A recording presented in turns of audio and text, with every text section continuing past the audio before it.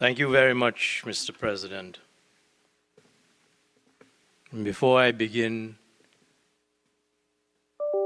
the end of my wind-up, may I offer congratulations formally to the Honourable Prime Minister, Dr. Rowley, on his doctorate awarded by Howard University.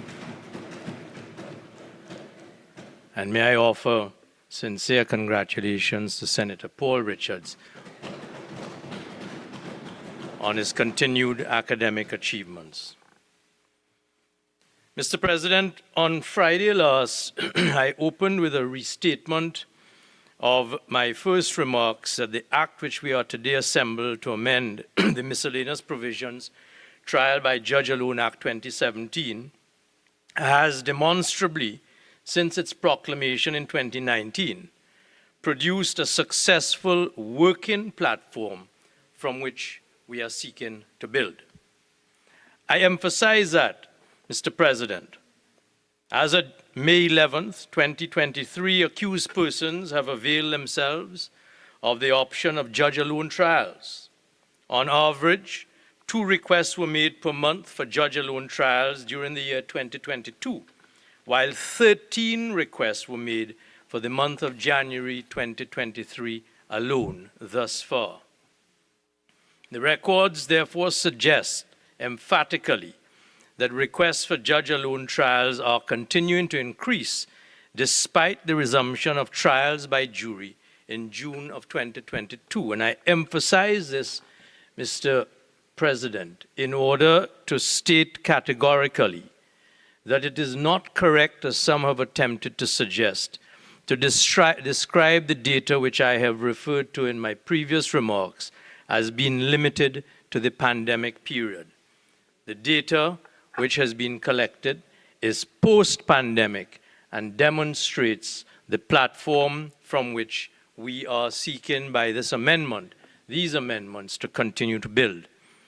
Of the 59 completed judge-alone trials, there have only been 6 appeals, which demonstrates confidence and trust in this mode of trial. Mr. President, in examining this bill, it is important to employ the first principle of statutory construction. The bill and the bill which seeks to amend 2 acts, the Jury Act and the Criminal Procedure Act, must be read as a whole. By this bill, Mr. President, we are addressing 2 acts, as I've said, the Jury Act and the Criminal Procedure Act. Simply put, the Jury Act has been amended to repeal those parts of that act dealing with special jurors and to reduce the number of jurors in a trial of judge and jury trial. The jury trial, Mr. President, and I emphasize this, is not being abolished. The intention by these amendments is to retain trial by jury and to fine-tune and to improve on how jury trials are to be operationalized into the future. The cost of jury trials has been spoken to by my colleague, Minister in the Ministry of the Attorney General, and I'm afraid has been exaggerated in the reports that have led on from her remarks, because the intention of this government is not to fine-tune and improve on jury trials because the cost of jury trials is too high. That is a misrepresentation of what my learned colleague, Minister in the Ministry of the Attorney General, has said.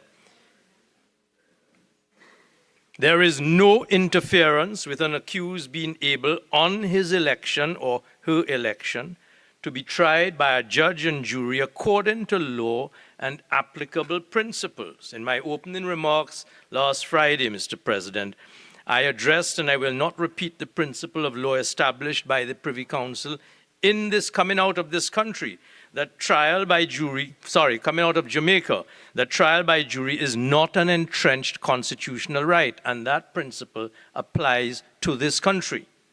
What we must therefore be concerned with in examining the proposed amendments is that the trial process proposed by these amendments is a fair process. That is unequivocally so, Mr. President. The Criminal Procedure Act is being amended to improve the operationalization of the criminal trial process by building on the improvements which are shown to have been effected since 2019 and are now a confirmed part of our working criminal trial process. That is to say, trial by judge alone. Ample checks and balances are maintained in a judge-alone trial. The accused is to be provided with reasons for the decision of the judge, unlike a jury trial where the jury is not required to give reasons for a finding of guilt of an accused. The accused retains the option to apply to have an indictment quashed or amended. The accused can make a submission of no case to answer, and the accused has a right of appeal.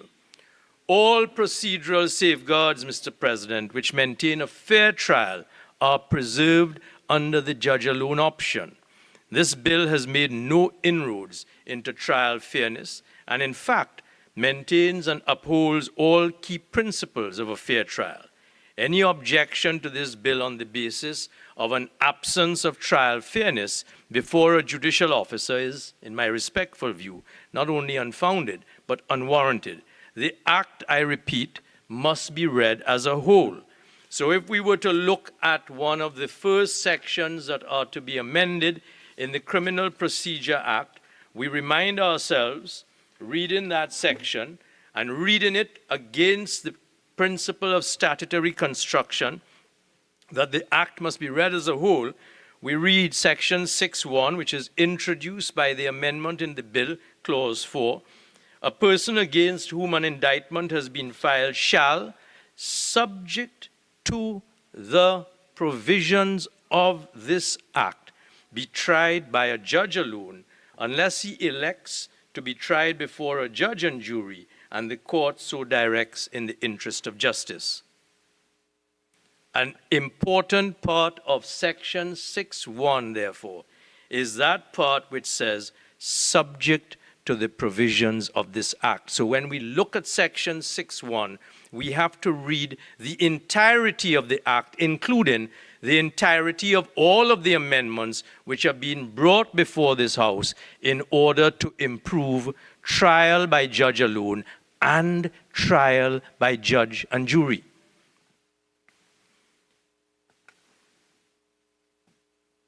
And that therefore means that we must spend a little time, Mr. President, looking at some of the other provisions of the bill and the amendments which are proposed by the bill. So if we were to go to remembering that it is subject to the provisions of the Act, section 6.1, and remembering that the accused has the right to elect to be tried by a judge and jury, and that the court may direct in the interest of justice, that's in section 6.1, we can then look at section 6.4 of the amendment, which reads, the court shall make an order that the accused person be tried by a judge and jury, that's the amendment. The words by a judge alone was struck, and the words a judge and jury are introduced by the amendment.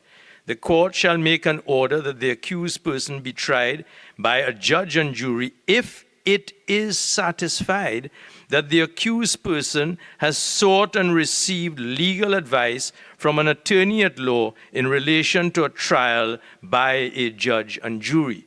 So what do we have here? We have here an amendment which is not only preserving the right of an accused, the election of an accused, to be tried by a judge and jury, but ensuring that when the accused so elects, the judge must be satisfied that he has proper legal advice consistent with the law of this country, that an accused is entitled to an attorney of his choice. That is part of the considerations of the interest of justice, which is spoken to in section 6.1, the first amending section introduced by clause 4 of the bill to the Criminal Procedure Act. If even the accused does not, and this is section 5, subsection 6, beg your pardon, Section 6, subsection 5 of the amendment which is proposed, where an accused does not wish to be represented by an attorney at law and elects to be tried by a judge and jury, the court shall make an order that the accused person be tried by a judge and jury if it is satisfied that the accused person is competent and has waived his right to consult an attorney at law for legal advice in relation to a trial before a judge and jury. So again, the interest of justice considerations are brought to bear that if even the accused says, I do not wish legal advice, but I want to be tried by a judge and jury, the judge has to be very careful, bringing all of his training to bear to appreciate and to have that accused understand the significance of his electing to be tried by a judge and jury, but waiving his right to legal representation. All of this is what is contemplated in the expression, in the interest of justice. And that is why it is important, Mr. President, with the greatest of respect, that the Act must be read as a whole. It is not just Section 6, subsection 1, that says the default option, judge alone, unless the accused opts to be tried by a judge and jury. So we have to bear all of that in mind, Mr. President, as we look at the amendments that are being brought to this House and which this House is being asked to approve in order to go forward with the trial either by a judge alone or by a judge and jury on the election of the accused. Further even, if there are joint accused, the judge, this is Section 6, subsection 6, also introduced by Clause 4, the judge must be satisfied that the accused, all the co-accused, elect to be tried by a jury in order to ensure that everyone gets a fair trial. These, Mr. President, are all instances of the interest of justice consideration which must be kept foremost in mind by the trial judge on the election of the accused to judge trial by judge and jury. And it bears emphasizing, Mr. President, even though it is regrettable that in the discourse that takes place elsewhere, we might be misled into questioning the efficiency, the competence, and the knowledgeability of our judges.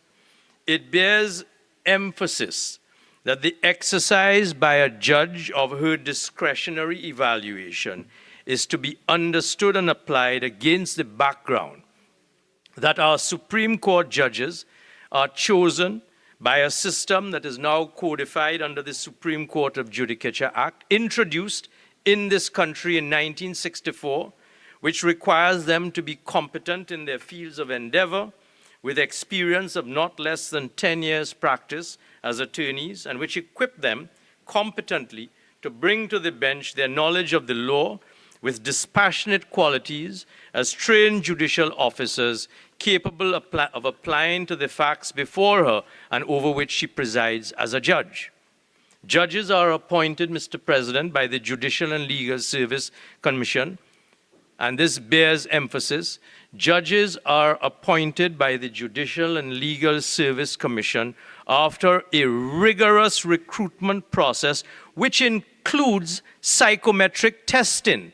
It is one of the few jobs in this country in which an office holder is subjected to a recruitment process that includes psychometric testing.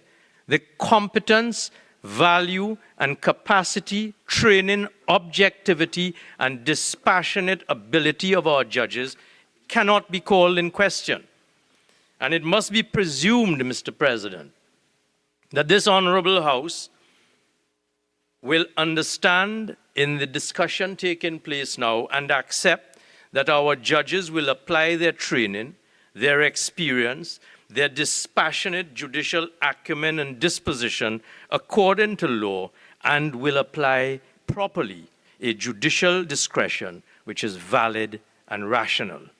And that comes to when Section 6.1 is being looked at, or indeed Section 6.1a.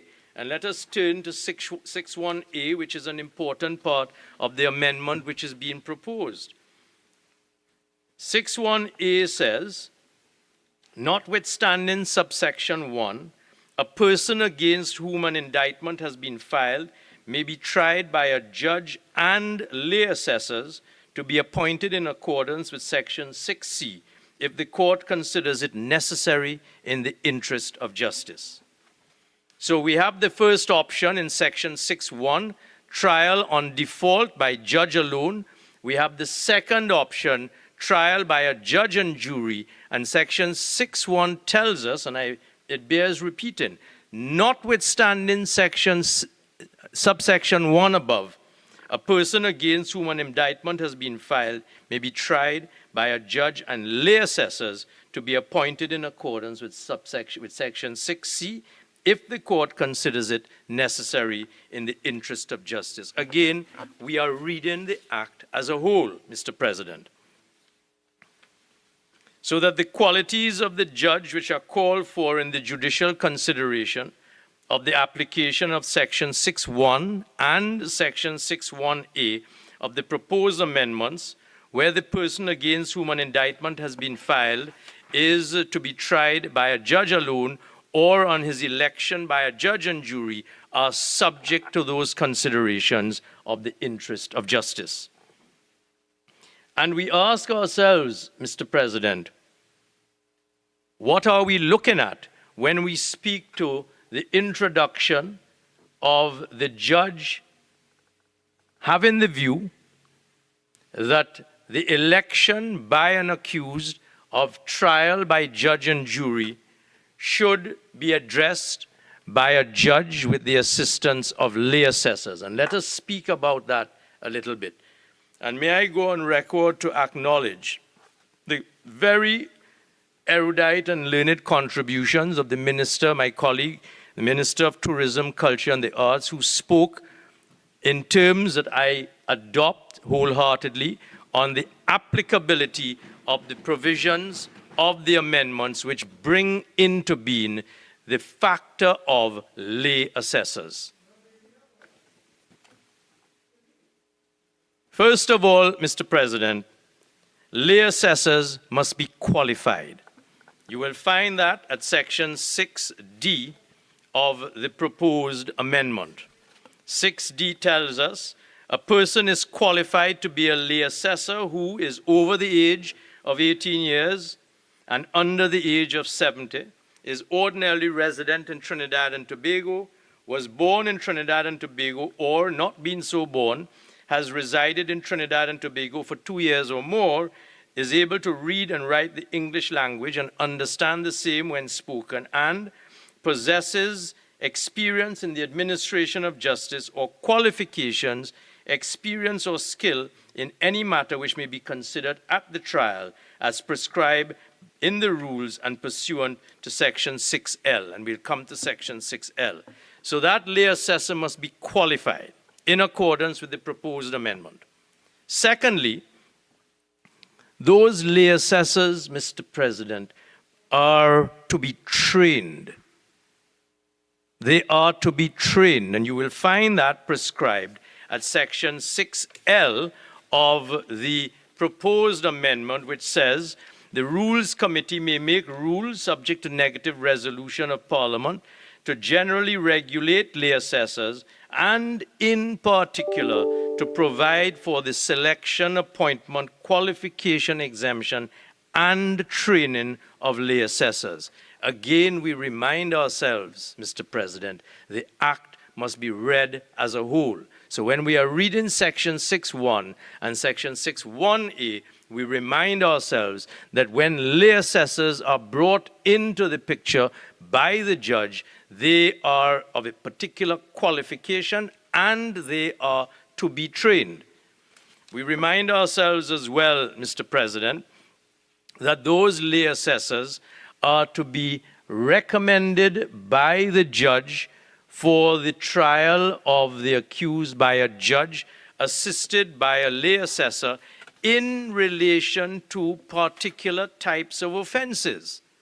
Not all of the run-of-the-mill offenses, not in cases of offenses punishable by death, and this is provided for Section 6C of the proposed amendment.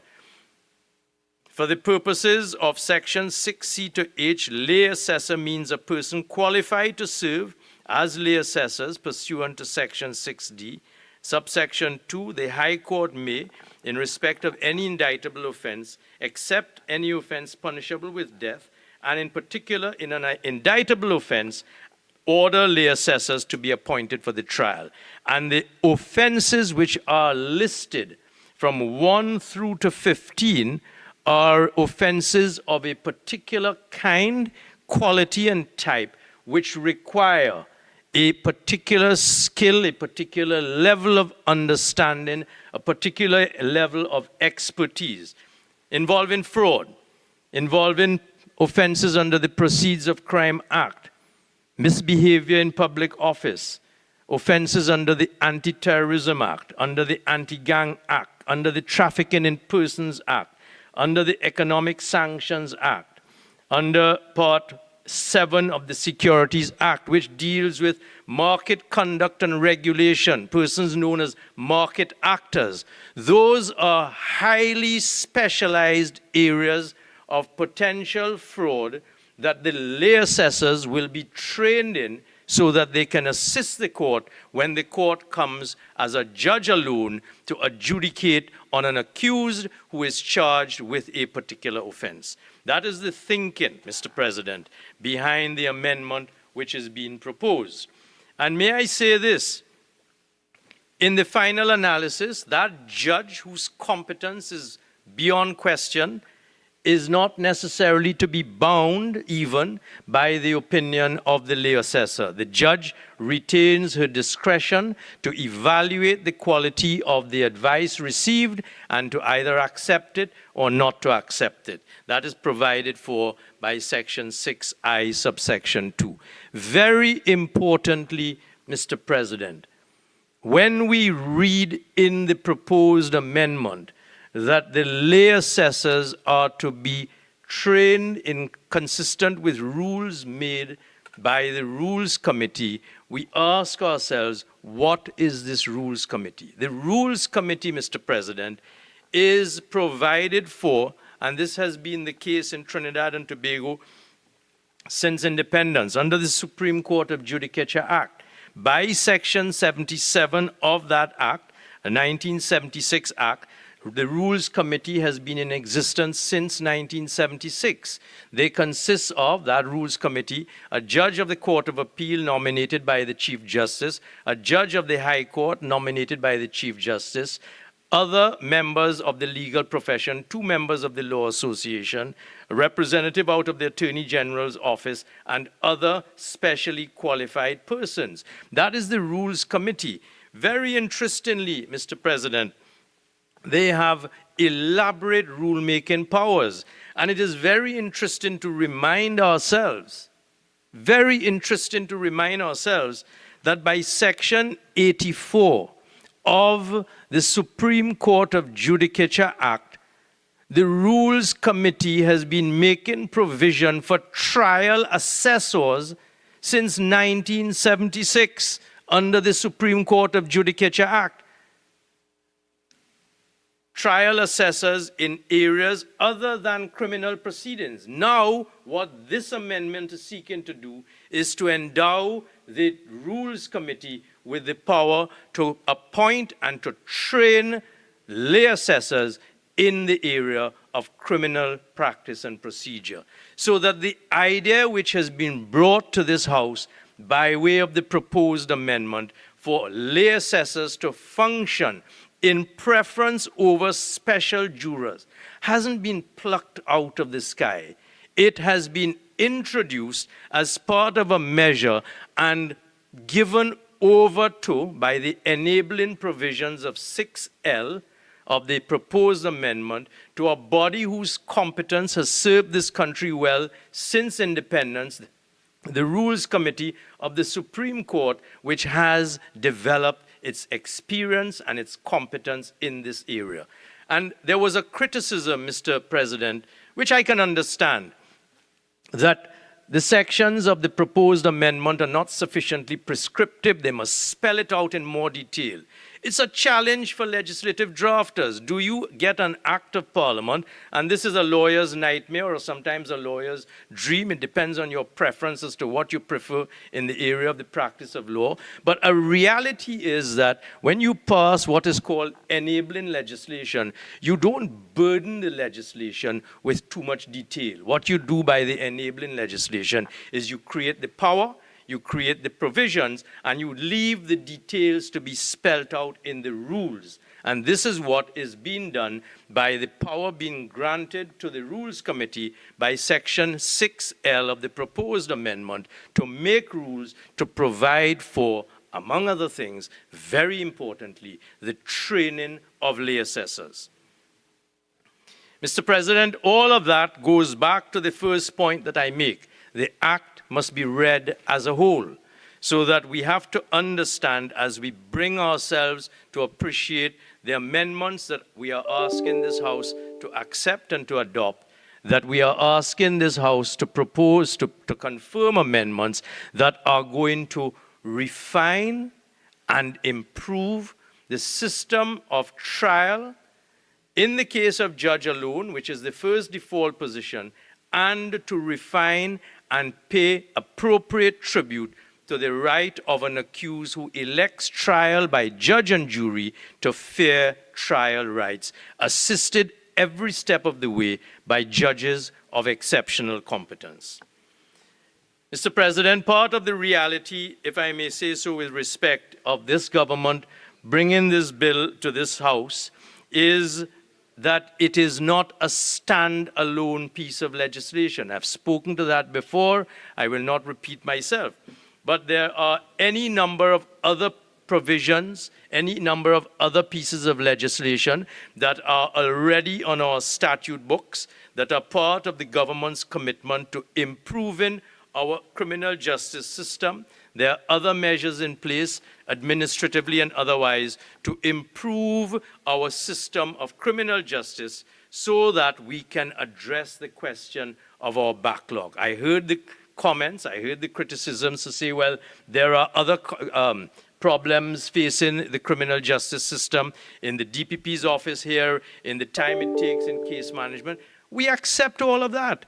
But we can't stand still and say we are not going to make the incremental improvements along the process because there are other problems that exist in other chains, other stops in the chain on that process. We have to take it a step at a time, and as we move forward, we are committed to improving the criminal justice system. It is against that background, Mr. President, that the multiple legislative reforms that this government has introduced to this parliament and will continue to introduce is the backdrop against which we are saying one necessary step, building on the success of the judge alone trials, which came into being in 2019 under the pandemic period, but have been demonstrably successful since then, post-pandemic. We are looking to improve that trial by judge alone system and of trial by jury. This government, Mr. President, has a proud record of respect of the citizens' rights to liberty and the right not to be deprived thereof except by due process of law. We've kept those rights at the forefront of this amendment, which is before this House, and we are cognizant of the fact that what we are seeking to do is to improve so that judge-alone trials, which on the records that are now before us, can be completed in a matter of days as opposed to taking the months and weeks and months that otherwise bewail our system. The system is therefore able to move that more quickly, more criminal trials can be heard, and we are addressing the issue of backlogs. It is not, and I repeat this, it is not this bill that brings the amendments to the Jury Act and the Criminal Procedure Act is not a panacea for all the ills of our criminal justice system. It is part of a work in progress, which we must move forward with as one of the objectives of supplementing the efforts in overhauling our criminal justice system. Mr. President, the policy behind this bill has been in development since 2020, with a feedback from stakeholders who were invited to participate as far back as 2020 and the feedback was received by my predecessor in the Office of the Attorney General and Ministry of Legal Affairs. And I regret to have to go on record to say this. One of the early stakeholders who was invited to contribute and did contribute in that consultation process was the Law Association of Trinidad and Tobago. I am saddened today to be able to acknowledge that notwithstanding that process of earlier consultation, correspondence invited of the Law Association by the Office of the Ministry of Attorney General and Ministry of Legal Affairs in developing this bill, that I found myself here on Friday to be told by colleagues in this August chamber that the Law Association had produced a submission which was being commented on and spoken to by other members of the House, which I had not received, not even a copy of, until after the House had begun its sitting. I am saddened by that, but that fact notwithstanding, may I say this unequivocally, Mr. President. I have listened attentively, as I said at the beginning of my wind-up on Friday, to all of the concerns that have been placed before this House by all of the senators, and in particular, and I paid tribute to them already, the independent senators on a number of issues, not least the issues raised regarding jury numbers, informative data, criteria to inform the interests of justice, that concept which is time-worn from time immemorial, the rationale introducing the introduction of lay assessors in place of special jurors, and the role of those lay assessors. I believe that such matters, Mr. President, can be further explored to enable this bill to be passed into law in this chambers in the shortest possible time, and accordingly, Mr. President, I beg to move.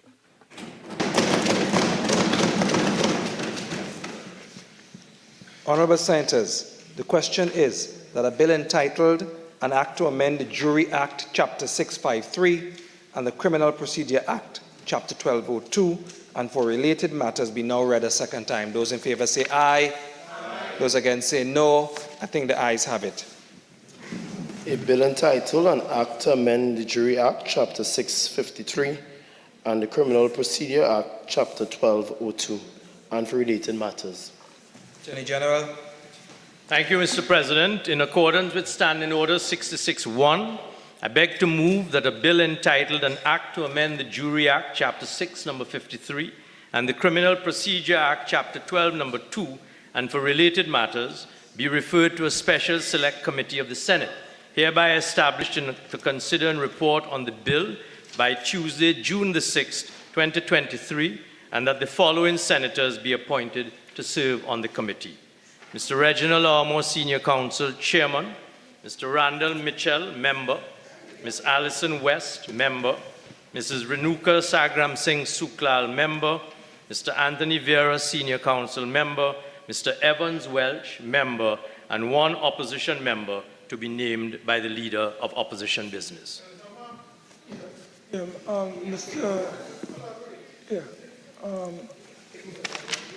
Mr. President, I would like to bring to your attention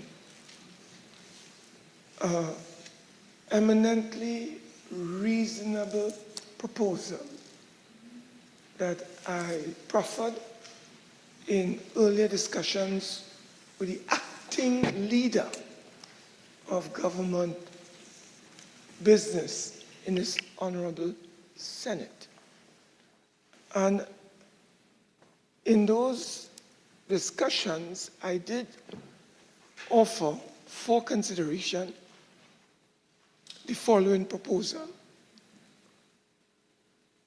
I suggested, Honourable President, that in the interest of diversity, depth, breadth, and broadening the whole democratic process, that the government, through the leader of government business, and through her to the Honourable Attorney General, consider having a joint select committee to consider these very important issues as enunciated earlier by the Honourable Attorney General.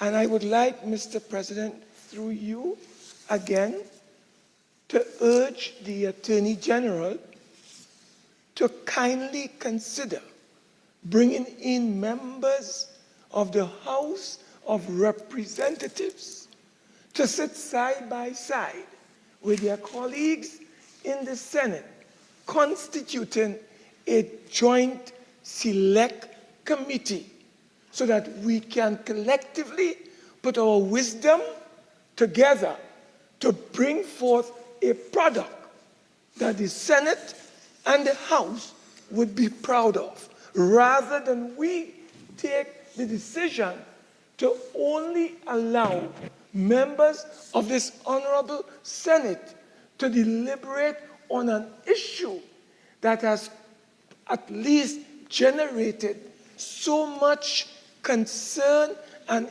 interest throughout the nation. So, Mr. President, I would just like to suggest, before you put this to the House... Okay, Senator Mark, Senator Mark, we got the gist of it. Yeah. Acting Leader of Government Business. Thank you very much, Mr. President, and I would acknowledge that Senator Mark did raise that matter with me, the proposal by himself, and I suppose in collaboration with the other members of his team, that we use a joint select committee for the reasons which he cited here today. And I had said to him at that time, look, in coming up with the decision that we go to a select committee, we did consider the joint select committee as well. It was consider all of the options, and it is a government view. The government's view that we go with a select committee. We do believe that this can work and will involve at least all three benches, including the opposition and the independent bench. We've had a precedent with a previous bill, and it has worked very well. Not into the quite recently, actually, probably 2 or 3 years ago. And it's the government's decision that we go with a select committee. Honourable Senators, the question is, Senator Mark, no, it's not a debate. I know it's not a debate, which means that you've raised a concern. The Acting Leader of Government Business has answered. I'm now going to put the question. Say again? To do what, Senator Mark, specifically? So there's no, Senator Mark. I'm responding to her. I'm just answering you. If you can allow me at least a minute, just to put in perspective where we go from here, in context of this. And I'm ruling that there's no need, because you've raised the issue and the Acting Leader of Government Business has responded. So I will now, Senator Mark, I will now put the question. Honourable Senators, the question is that a bill entitled An Act to Amend the Jury Act, Chapter 653, and the Criminal Procedure Act, Chapter 1202, and for related matters, be referred to a special select committee of the Senate, hereby established to consider and report on the bill by Tuesday, June 6, 2023, and that the following senators be appointed to serve on the committee. 1. Mr. Reginald Armour, SC, Chairman. Mr. Randall Mitchell, Member. Ms. Alison West, Member. Ms. Renuka Sagram Singh Suklal, Member. Mr. Anthony Vera, SC, Member. Mr. Evans Welch, Member. And 1 opposition member to be named by the Leader of Opposition Business. Those in favor say aye. Aye. Those against say no. I think the ayes have it. The bill is now committed to a special select committee of the Senate. That decision and our proposal to have a joint select committee, I am a Democrat. Senator And Mark, I am suggesting, sir, with your leave, that we appoint Senator Jayanti Lakshmidyal to sit on the committee reluctantly, but that is where we have to go.